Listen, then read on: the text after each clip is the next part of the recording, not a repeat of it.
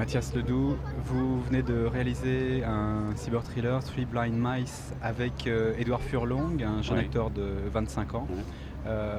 qui est naturellement le héros de Little Odessa. Oui. Comment avez-vous... Un des deux héros. Un des deux héros. Comment avez-vous repéré cet acteur ? Repérer, c'est beaucoup dire. Je l'ai suivi comme beaucoup de gens et j'imagine beaucoup de gens du métier depuis Terminator. C'est un visage, une silhouette, une présence qui m'avait plus qu'intéressé, enfin qui m'avait magnétisé. Et donc de loin en loin, j'ai suivi sa carrière, comme vous disiez, étrange et atypique. Et ça m'a d'autant plus intéressé. Et puis je l'ai vu grandir et j'ai trouvé que c'était quelqu'un qui était de plus en plus intéressant, qui avait quelque chose de différent de ce qu'on voit chez les jeunes acteurs américains, en tout cas des produits d'Hollywood, qui sortaient du lot, qui sortaient du rang. Et quand j'ai préparé Three Blind Mice, j'ai tout de suite pensé à lui et je me suis dit que ce serait génial que ce soit lui parce qu'il a exactement tout ce que je cherche, c'est-à-dire quelque chose à la fois fragile et fort, totalement asocial et en même temps énormément de charme. Enfin, et surtout, j'ai du mal à employer ce mot-là, mais surtout quelque chose de très moderne. Voilà. Dans Little Odessa, il est encore adolescent et il tient parfaitement la tête à Tim Roth. Yeah. Comment vous expliquez ça, un tel charisme ? C'est difficile à expliquer effectivement le charisme, le magnétisme, la magie que dégage un comédien. Je pense que c'est quelqu'un qui a été adulte très très tôt et qui curieusement continue à avoir en lui ce curieux paradoxe du regard d'un enfant et de la profondeur je dirais presque d'un vieillard. Et il a ce mélange-là. Alors, la vie qu'il a eue, les expériences qu'il a vécues, sans doute beaucoup de choses, tout son passé, des choses sans doute même dans le subconscient. Mais c'est ça, et c'est pour ça que je pense que déjà adolescent et dans Little Odessa, en plus ce film montre bien le passage, je trouve, de l'état d'enfance à l'état d'adolescence. Enfin,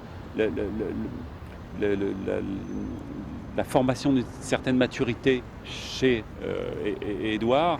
Et elle passerait bien au cours du film, parce qu'au tout début du film, on a affaire presque à encore un enfant, à un garçon.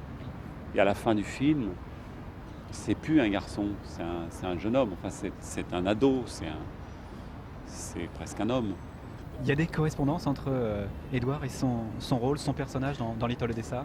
Les concordances qui s'établissent entre l'histoire, le scénario, le film et sa vie et le film, ça finit par être très troublant. Et c'est vrai qu'Édouard, moi je vais toujours trouver un air slave.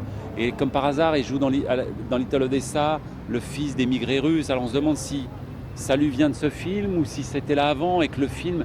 Enfin, c'est très troublant. Et moi qui le connais un peu, dans tous ces films, c'est très troublant la façon dont les films finissent par devenir une part de lui-même. Et voilà, est-ce que les films sortent de lui-même ou est-ce qu'il finit par appartenir au film tellement que c'est des parts d'Édouard Furlong, je ne sais pas. Mais le fait est que cette espèce d'alchimie, de métamorphose s'opère et que c'est très troublant et ça provoque des choses qui sont très fascinantes. Voilà. Vous qui l'avez vu de très près, vous pouvez me parler des yeux d'Édouard ? Les yeux d'Édouard. Non, mais c'est ce que je vous disais, c'est que moi, quand je pense à lui, je pense d'abord à ses yeux, effectivement, parce que c'est un regard extrêmement profond, incisif, beau et déchirant. Ce qui m'a frappé, oui, c'est qu'il vous regarde. Et ça, voilà, pas dire que c'est rare, mais c'est vrai que chez un acteur à Hollywood, c'est pas toujours courant. Et il vous regarde et il vous écoute. Et c'est cette qualité-là, cette authenticité-là qui a achevé de me séduire et de me convaincre. Enfin, de toute façon, j'étais convaincu et que le fait que je le voyais voulait déjà dire qu'il était intéressé par le script. Et donc, moi, j'étais fou de joie. Mais quand j'ai eu son regard en face de moi, j'ai plus l'ombre d'un doute.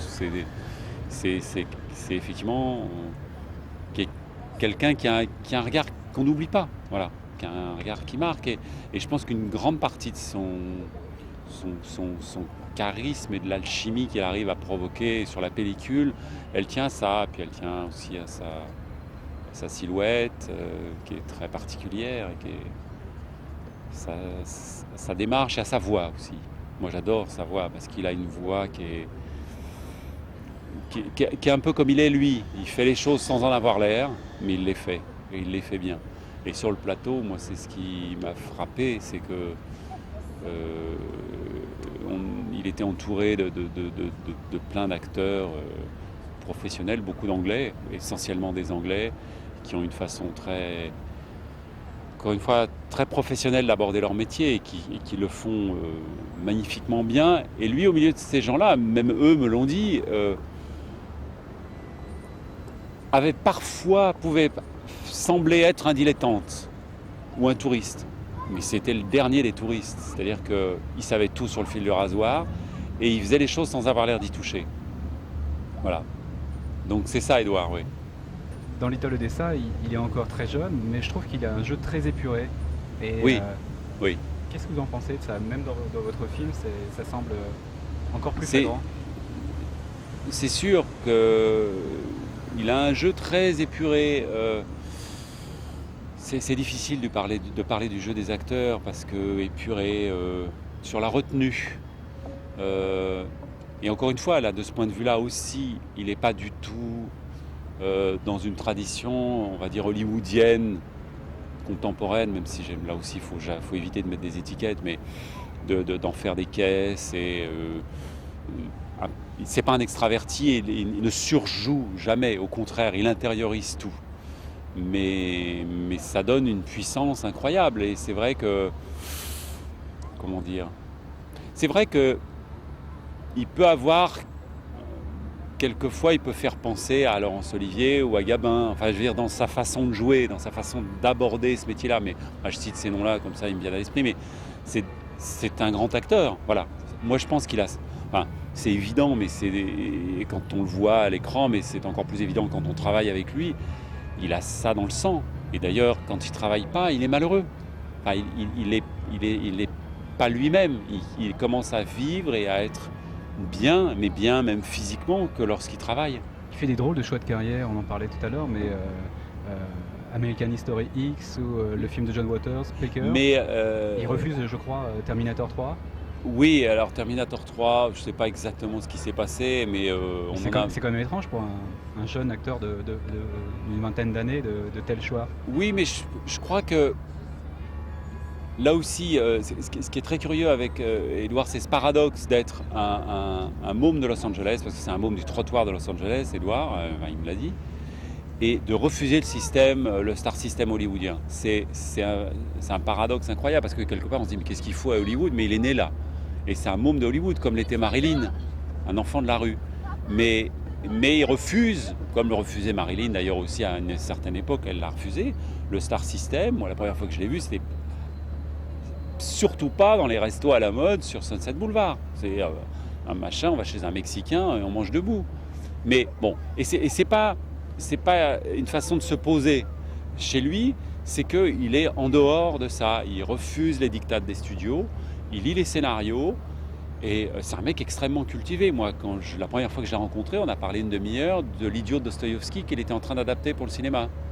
Parce qu'il l'avait lu, il avait trouvé ça génial, il était en train d'adapter l'Idiot avec un copain. Il n'y a pas beaucoup de gens à Hollywood qui savent qui est Dostoïevski. Et avec vous, comment ça s'est passé sur le tournage de Three Blind Mice? Un amour, une crème d'homme et un bonheur d'acteur. Je veux dire que j'ai jamais eu l'ombre d'un problème. Il est encore une fois, c'est le mot, on l'a tellement utilisé, mais d'un professionnalisme qui n'est jamais pris en défaut. Il est toujours à l'heure, il ne rechigne jamais à refaire les prises, il ne demande jamais pourquoi, si c'est pour des raisons techniques. Enfin, je veux dire, il râle jamais. Il est tout sauf prise de tête, il est tout sauf une star qui fait chier et qui a des caprices. Et voilà, c'est un mec adorable. Moi, je rêve qu'une chose, c'est de recommencer avec lui parce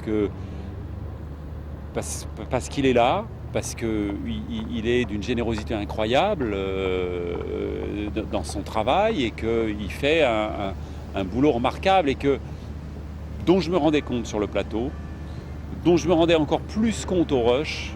C'est-à-dire que je me disais, là, il y a vraiment un truc qui passe, qui n'est pas... que j'avais pas vu sur le plateau, mais qui est magique et qui, encore plus curieux et encore plus étonnant, le film monté est encore plus scotchant à mon sens, parce que on se rend compte qu'il a compris toute l'histoire du film dans ses détails les plus intimes, dans ses méandres les plus profonds. Et c'est un mec qui comprend tout. Et je veux dire, encore une fois, sans en avoir l'air, il fait ça, mine de rien. Mais quand je l'avais vu la première fois, mine de rien, il avait lu le scénario, mais de fond en comble. Et il savait les questions qu'il fallait poser, et il n'y avait rien qui ne soit pas pertinent. Mais il m'a remercié parce qu'il m'a dit, mais c'est la première fois que grâce à toi, puis grâce aux autres acteurs qui l'entraînaient sur le plateau, il n'a pas passé son temps dans sa caravane, comme souvent les acteurs, vous savez, on les amène sur le plateau quand c'est prêt, puis ils repartent dans leur caravane en attendant que le plan suivant soit prêt. Et entraîné par les autres acteurs et l'ambiance qu'il y avait sur le plateau, il est souvent resté.